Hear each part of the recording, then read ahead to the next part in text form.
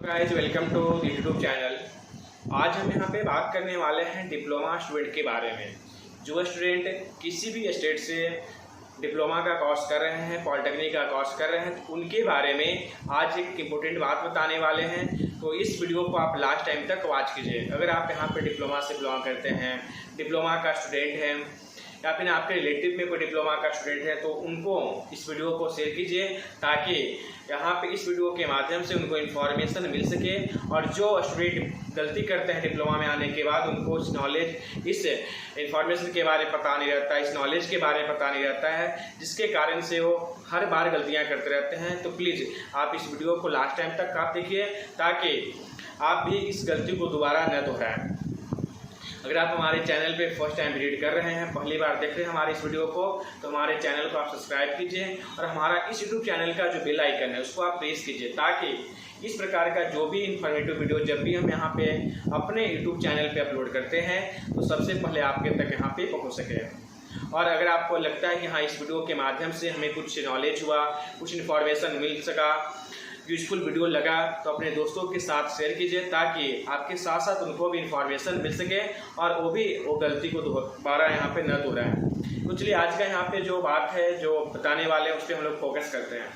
देखिए बहुत स्टूडेंट जब डिप्लोमा में एडमिशन ले लेते हैं, पॉलिटेक्निक में एडमिशन ले लेते हैं, तो उनको लगता है यहाँ पे कि कौन सा सेमेस्टर हमारे लिए सबसे ज़्यादा इम्पोर्टेंट है, और उनको पता नहीं रहने के कारण से क्या होता है कि बहुत यहाँ पे लॉस भुगतना पड़ता है। तो देखिए आज हम यहाँ बताने वाले हैं कि आपका जो 3 साल का जो डिप्लोमा का कोर्स होता है, अगर आप यहाँ पे 10th करके आ रहे हैं और 3 साल का डिप्लोमा का कोर्स करें, अगर आप यहाँ पे ITI करते हैं, 12 करके आते हैं, तो लेटरल एंट्री के अकॉर्डिंग आपका 2 साल में डिप्लोमा कंप्लीट हो जाता है। तो आप लेटरल एंट्री के अकॉर्डिंग एडमिशन लिए हो या फिर 10th यानी रेगुलर मतलब डायरेक्ट आप एडमिशन लिए हो, तो जैसे भी आप यहाँ पे एडमिशन लिए हो, तो आपका जो डिप्लोमा कोर्स है उसमें कौन सा सेमेस्टर सबसे ज़्यादा इम्पोर्टेंट रखता है, किस सेमेस्टर का जो आपका या फिर कौन सा ईयर का जो आपका जो मार्क्स है, परसेंटेज है, सबसे ज़्यादा वैल्यूएबल होता है। तो आज उसके बारे में हम लोग यहाँ पे डिस्कस करते हैं। देखिए सबसे अगर यहाँ पे इम्पोर्टेंट सेमेस्टर या फिर इम्पोर्टेंट ईयर की बात किया जाए, वो है आपका यहाँ पे लास्ट ईयर। लास्ट ईयर करने का मतलब क्या है कि आपका 5th सेमेस्टर और 6th सेमेस्टर का जो आपका यहाँ पे मार्क्स होता है, जो आपका परसेंटेज होता है, जो आपका रिपोर्ट होता है, वो क्या होता है कि वेरी इंपॉर्टेंट होता है। अगर आप यहाँ पे 1st सेमेस्टर से 4th सेमेस्टर के बीच में आप क्या किए हो, नहीं किए हो, उससे कोई मायने नहीं है। क्लियर? आपका जो 80% जो कंपनियाँ हैं वो क्या करती है कि आपको यहाँ पे जब भी आप यहाँ पे जॉब अप्लाई करते हो तो 80% चांस रहता है, 80% कंपनियाँ क्या है, चाहे गवर्नमेंट सेक्टर की हो चाहे फिर आपको यहाँ पे प्राइवेट सेक्टर, 80 से 90% कंपनी जो है आपको यहाँ पे जो लास्ट का जो मार्कशीट होता है उसको देखकर ही आपको यहाँ पे क्या करती है कि जॉब के लिए यहाँ पे अप्लाई करने के लिए आपको यहाँ पे फोकस करती है। देखिए आपका जो लास्ट ईयर जो है यानी 5th सेमेस्टर और आपका जो 6th सेमेस्टर वो वेरी इंपॉर्टेंट है। उसमें आपका जो ऐसे पेपर का डिजाइनिंग किया जाता है, ऐसा एनालिसिस करके डिजाइनिंग किया गया है ताकि किसी भी स्टूडेंट का बैक न लगे। और 5th सेमेस्टर और 6th सेमेस्टर का जो आपका सब्जेक्ट है, 2 चैप्टर, हर जो आपका 5th सेमेस्टर हो गया, 6th सेमेस्टर हो गया, तो ये दोनों सेमेस्टर में कुछ जो पेपर होते हैं वेरी इंपॉर्टेंट होता है। उस पेपर में आपको यहाँ पे पूरा बैक लगाना नहीं है। यहाँ पे पूरा कोशिश कीजिए कि अगर मान लीजिए कि इससे आपका जितना 5th सेमेस्टर का आपका 5 पेपर है, इसी ब्रांच से बिलोंग करते हैं तो उसमें 5 ही पेपर है, और आप यहाँ पे 6th सेमेस्टर उसमें भी आपका 5 सब्जेक्ट है, तो 5 सब्जेक्ट में किसी में बैक मत लगाइए। सबसे पहले आपका फर्स्ट टारगेट ये होना चाहिए, परसेंटेज की बात में छोड़िए। सबसे पहले यहाँ पे फोकस करना है कि हमको अच्छे तरीके से पास हो जाए 5 सब्जेक्ट में और हमको किसी में बैक नहीं लगना चाहिए। इसके बाद आते हैं कि आपको यहाँ पे स्कोरिंग सबसे से अच्छा स्कोरिंग कीजिए हर एक सब्जेक्ट में। और अगर मान लीजिए हर सब्जेक्ट में आप स्कोरिंग नहीं कर पाते हैं तो एटलीस्ट आपका जो इम्पोर्टेंट पेपर है, जो न्यूमेरिकल पेपर होता है हर एक ब्रांच के लिए, अगर इलेक्ट्रिकल की बात किया जाए, मैकेनिकल की बात किया जाए, कंप्यूटर साइंस की बात किया जाए, तो हम हर एक ब्रांच के कुछ पेपर बता देते हैं। जैसे अगर आपका यहाँ पे सिविल ब्रांच को लेकर बात करते हो, सिविल ब्रांच के लिए RCC हो गया, एडवांस सर्विंग हो गया, तो ये सब आपका इंपॉर्टेंट पेपर है। इसमें कोशिश कीजिए कि हमारा अच्छा से अच्छा स्कोरिंग हो। मैकेनिकल की बात किया जाए तो पावर इंजीनियरिंग हो गया, आपका पावर प्लांट हो गया, आपका इलेक्ट्रॉनिक्स हो गया, तो ये सब पेपर में आप यहाँ पे बैक मत लगाइए। ये सब पेपर में बैक लगने के बाद क्या होता है, बहुत जल्दी एग्जाम आपका नहीं निकल पाता है। इंपॉर्टेंट पेपर भी होता है आपको यहाँ पे, ये सब पेपर से ज़्यादा आपका यहाँ पे इंटरव्यू में या फिर एग्जाम में, अच्छे एग्जाम जब SSC JEE के लिए, RRB JEE के लिए जब क्रैक करते हैं तो ये सब आपका सब्जेक्ट से बहुत ज़्यादा क्वेश्चन पूछा जाता है। बात करते हैं इलेक्ट्रिकल ब्रांच वाले के, जो जैसे आप लोग का हम लोग का है मशीन 2, पावर सिस्टम 2 हो गया, तो ये सब क्या है आपका यहाँ पे इम्पोर्टेंट पेपर है। अगर कंप्यूटर साइंस की बात किया जाए तो आपका यहाँ पे जावा हो गया, कंप्यूटर ग्राफिक्स हो गया, तो ये सब आपका इम्पोर्टेंट पेपर है। माइक्रो प्रोसेसर हो गया, तो ये सब सब्जेक्ट में आपको यहाँ पे बैक नहीं लगाना है। जिससे आपका पता है कि हम पिछले वीडियो के माध्यम से बताएं कि 5th सेमेस्टर में कौन सा पेपर होते हैं, कुछ पेपर इलेक्टिव होते हैं, कुछ पेपर कोर होते हैं। तो जो कोर पेपर होते हैं उस पर ज़्यादा कर फोकस करना है कि हमारा बैक न लगे। तो ये आपका 5th सेमेस्टर की बात है। अब हम लोग यहाँ पे आते हैं 6th सेमेस्टर में। तो 6th सेमेस्टर में भी क्या होता है कि जितना आपका 5 पेपर होता है, तो 5 पेपर में आपको यहाँ पे बैक नहीं लगाना है। जैसे आपका यहाँ पे जब सिविल ब्रांच से बिलोंग करते हैं तो उसमें डॉस यहाँ पे डिजाइन ऑफ स्टील, वो आपका वेरी वेरी इंपॉर्टेंट है। अगर इलेक्ट्रिकल की बात किया जाए तो पावर इलेक्ट्रॉनिक्स के लिए बहुत इंपॉर्टेंट पेपर होता है। अगर यहाँ पे कंप्यूटर साइंस की बात किया जाए तो वेब डिजाइनिंग है, वो आपका इंपॉर्टेंट पेपर है। मैकेनिकल की बात किया जाए तो आपका मशीन डिजाइनिंग है, वो आपका यहाँ पे क्या है डिजाइन ऑफ मशीन या फिर मशीन डिजाइन बोलिए, वो आपका इंपॉर्टेंट पेपर है। तो ये सब कुछ पेपर आप यहाँ पे जब 6th में जाइएगा, सिलेबस को देखिएगा, कहीं क्लास कीजिएगा, कॉलेज में क्लास कीजिएगा, तो ऑटोमेटिकली आपको पता चल जाएगा कि आपका कौन सा पेपर है 6th के लिए और 5th के लिए वेरी वेरी इंपॉर्टेंट है। तो जो पेपर 5th में और 6th में वेरी वेरी इंपॉर्टेंट है उसमें प्लीज़ बैक मत लगाइए और कोशिश कीजिए कि हमारा अच्छा से अच्छा स्कोरिंग हो। बहुत स्टूडेंट का टारगेट होता है कि नहीं 5th में नहीं पढ़ेंगे तो हमारा कोई दिक्कत नहीं है, 6th में नहीं पढ़ेंगे तो कोई दिक्कत नहीं है। 5th और 6th का जो आपका एक बात और बताते हैं कि जो आपका जो लास्ट का जो आपका रिजल्ट बनता है जेयूटी में, आपका जो झारखंड टेक्निकल ऑफ यूनिवर्सिटी, हम झारखंड की बात कर रहे हैं, तो उसमें क्या है कि आपका जो 4th सेमेस्टर तक, 1st सेमेस्टर से लेकर 4th सेमेस्टर तक आपका कितना परसेंटेज आया है, कितना मार्क्स आया है, कौन सा पेपर में आप टॉप किए हो, कौन सा पेपर में आपका बैक लगा है, इससे उसका कोई मतलब नहीं है आपकी यूनिवर्सिटी को। आपका जो सर्टिफिकेट निकलेगा वो आपका लास्ट ईयर का निकलता है।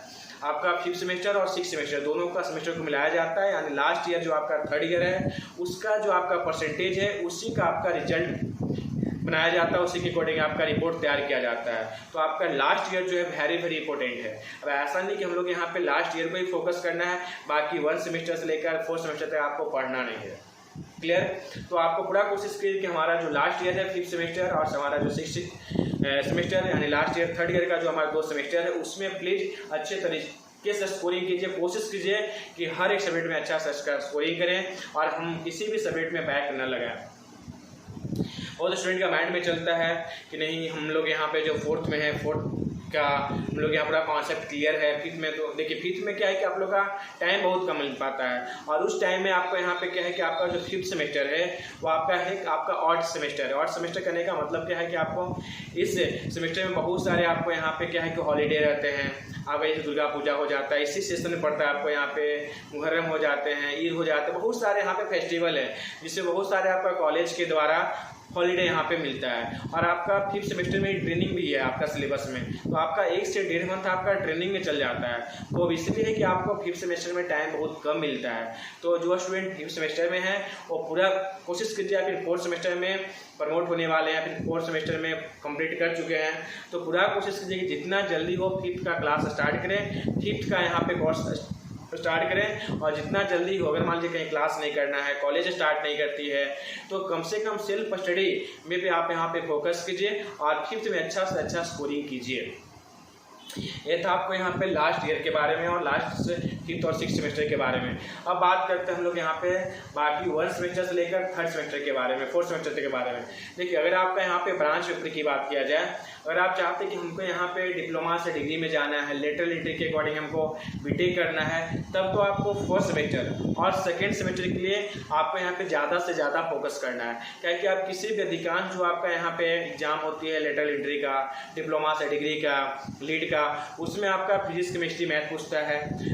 और आपका यहाँ बहुत सारे जो लीड का एग्जाम लेते हैं उसमें आपका मैकेनिक्स हो गया, सोम हो गया, कंप्यूटर, ये सब चीज़ें पूछते हैं यहाँ पे। अगर जिलेट की बात किया जाए तो फोकस करना है कि 1st सेमेस्टर 2nd सेमेस्टर पे ज़्यादा फोकस करना है अगर आप यहाँ पे डिप्लोमा से डिग्री करना चाहते हैं। तो अगर आप यहाँ पे जॉब का मोटो रखते हैं, जॉब का पर्पस रखते हैं, स्टार्टिंग में ही तो सबसे पहले आपको यहाँ पे फोकस करना है कि हमारा जब थर्ड सेमेस्टर स्टार्ट हो जाता है, चाहे आप किसी भी ब्रांच से बिलोंग करते हो, तो थर्ड सेमेस्टर से आपका ब्रांच पेपर स्टार्ट हो जाता है। इलेक्ट्रिकल है, मैकेनिकल है, कंप्यूटर साइंस है, इलेक्ट्रॉनिक्स है, इलेक्ट्रिकल है, किसी भी ब्रांच से बिलोंग करते हैं तो वहाँ से आपका ब्रांच पेपर स्टार्ट हो जाता है। कोशिश कीजिए कि आपका जो ब्रांच पेपर है थर्ड सेमेस्टर से लेकर सिक्स सेमेस्टर तक उसमें बैक मत लगाइए, ताकि आपका जो ब्रांच पेपर है वो आपका स्ट्रॉन्ग हो और अगले सेमेस्टर में क्या करें, अच्छा से अच्छा स्कोरिंग करें। देखिए थर्ड सेमेस्टर से आपका ब्रांच पेपर स्टार्ट होता है और हर एक ब्रांच पेपर नेक्स्ट आने वाले जो ब्रांच है आपका नेक्स्ट आने वाला जो आपका सेमेस्टर है उसके साथ आपका लिंकअप होता है। क्लियर। एक छोटा सा एग्जाम्पल है, अगर मान लीजिए इलेक्ट्रिकल से बिलोंग करते हैं, फोर्थ सेमेस्टर में मशीन पढ़ना है, उसी का फिर आपको क्या है कि अपडेट वर्जन है, उसी का कुछ इंप्लीमेंट कर कर आपको फिफ्थ सेमेस्टर में मशीन 2 बढ़ाया गया है। कंप्यूटर साइंस की बात किया जाए, थर्ड सेमेस्टर में पढ़ना है आपको यहाँ पे वेब टेक्नोलॉजी, उसी का मान लीजिए कुछ इंप्लीमेंट करके आपको यहाँ पे सिक्स में पढ़ना है आपको वेब डिजाइनिंग। तो आपका कहीं ना कहीं तो आपका थर्ड सेमेस्टर से लेकर सिक्स सेमेस्टर के बीच में हर एक सब्जेक्ट का लिंकअप है।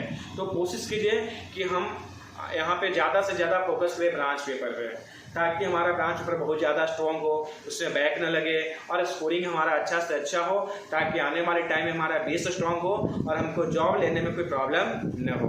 तो जो स्टूडेंट डिप्लोमा का स्टूडेंट है, डिप्लोमा का कोर्स कर रहे हैं, तो कोशिश कीजिए कि फर्स्ट सेमेस्टर से लेकर सिक्स सेमेस्टर तक किसी में बैक न लगाएं। और बात किया जाए इंपॉर्टेंट की, तो आपके लिए हर एक सेमेस्टर इंपॉर्टेंट है अपने अपने जगह पे।